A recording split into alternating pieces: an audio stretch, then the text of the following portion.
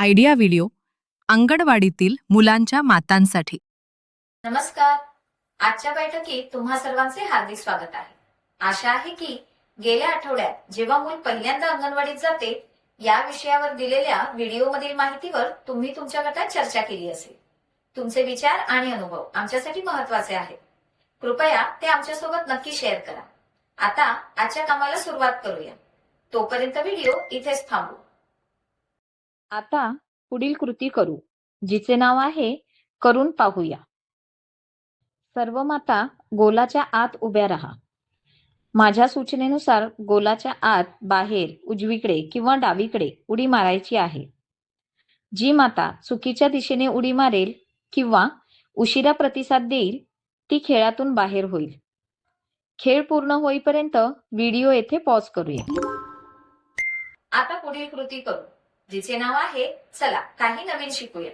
नमस्कार मातांनो, आज आपण एका अतिशय महत्वाच्या विषयावर बोलणार आहोत. मुलांशी रोज संवाद साधणे का गरजेचे आहे. आपण अनेकदा मुलांच्या खाण्यापिण्याकडे, कपड्यांकडे आणि शिक्षणाकडे लक्ष देतो, पण त्यांच्याशी रोज संवाद साधणेही तितकेच महत्वाचे आहे. मुलांशी रोज संवाद केल्याने त्यांची भाषा लवकर विकसित होते. ते आपले विचार आणि भावना व्यक्त करायला शिकतात. त्यांचा आत्मविश्वास वाढतो. आई आणि मुलामधील प्रेम व जिव्हाळा अधिक मजबूत होतो.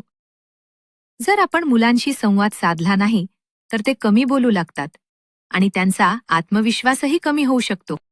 तुम्ही मुलांशी अशा प्रकारे संवाद साधू शकता. आज तू कोणता खेळ खेळलास?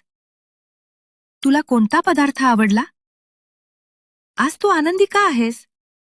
अशा छोट्या छोट्या गोष्टी देखील मुलांसाठी खूप महत्वाच्या असतात. दररोज किमान 10 ते 15 मिनिटे मुलांशी गप्पा मारा. मुलांचं बोलणे लक्षपूर्वक ऐका. त्यांना मध्येच थांबवू नका. प्रेमानं आणि संयमानं त्यांच्याशी बोला.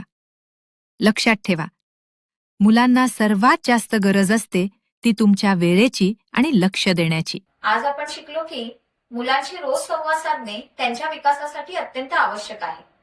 तेव्हा आजपासून आपण सर्वजण असा प्रयत्न करूया की आपण आपल्या मुलांशी रोज प्रेमाने बोलूया. आता पुढील कृती करू, जिचे नाव आहे घरी जाऊन मुलांकडून करून घेऊया. दिलेल्या वर्कशीटमध्ये मुलांच्या वयोगटानुसार कृती दिल्या आहेत. त्या समजून घ्या आणि मुलांकडून करून घ्या. आशा आहे की या व्हिडिओमध्ये दिलेली माहिती तुम्हाला चांगल्या प्रकारे समजली असेल. तुम्ही या गोष्टी तुमच्या मुलांसोबत नक्की करा अशी आम्हाला खात्री आहे. अशीच नवीन आणि उपयुक्त माहिती घेऊन आपण पुन्हा भेटूया. तोपर्यंत धन्यवाद.